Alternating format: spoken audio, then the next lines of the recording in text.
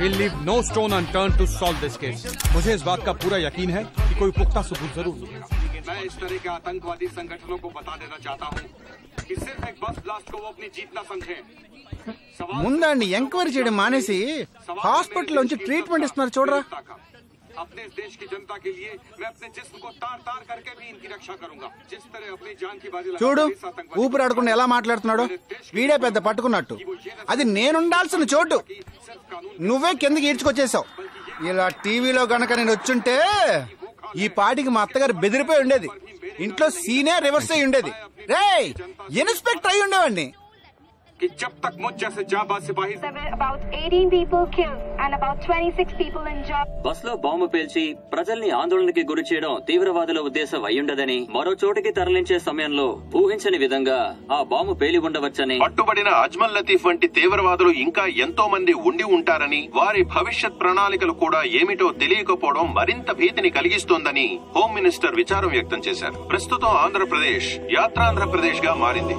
పాదయాత్రలకు వస్తున్న ప్రజానికాన్ని చూసి నిజానికాల అంచనాలు తారుమారవుతున్నాయి.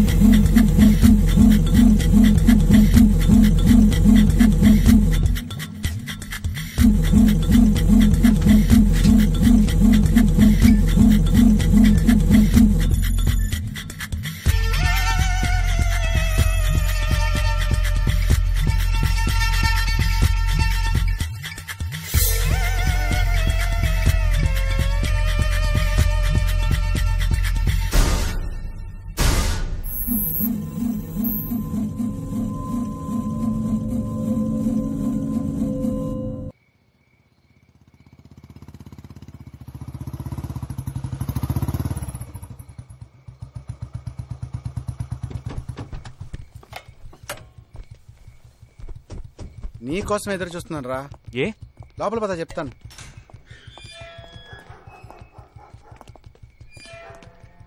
This is Jagadish house. Keep what ever I said in mind. Okay, you all stay alert. Okay. It's an unofficial duty, so stay in separate channel on the walkie. Okay. ఇంత రాత్రి వచ్చారేంట్రా? వీళ్ళందరూ నాతో work చేస్తున్న వాళ్ళు of డ్యూటీలో ఉన్నారు.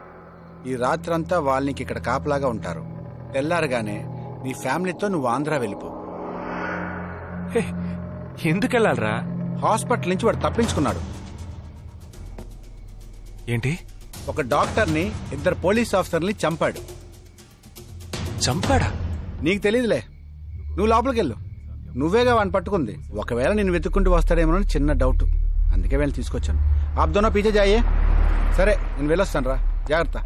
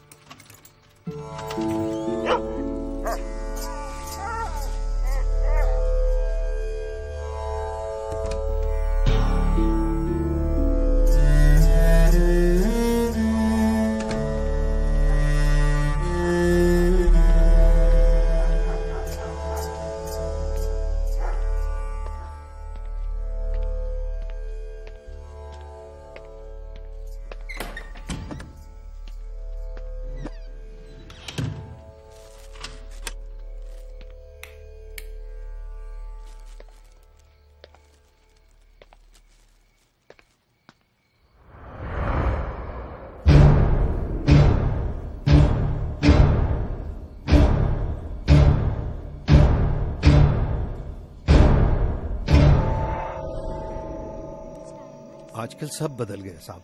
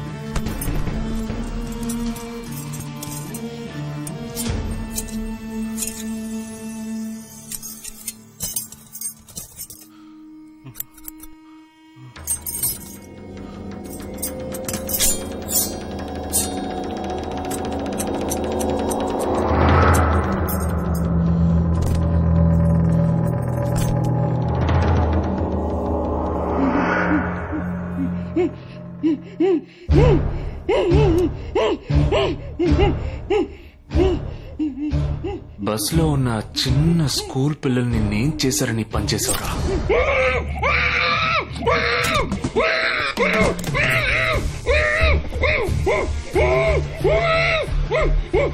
నిన్నేమి అడగకుండా వేలెందుకు cut చేశానో చెప్పనా? ఇప్పుడు ఒక ప్రశ్న అడగబోతున్నాను.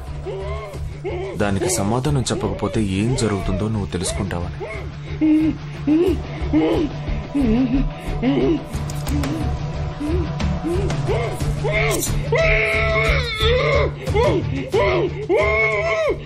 एक क्वेश्चन, एक ही सेकंड, जवाब दो, नहीं तो दूसरी उंगली भी जाएगी. Someone helped you at the hospital. Who was that? Security chief Somashekar.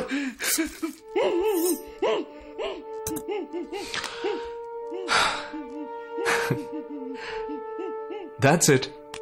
So simple. నేను నిన్ను కాలిస్తే ఎందుకు కాల్చానో వివరణ ఇవ్వాల్సి ఉంటుంది.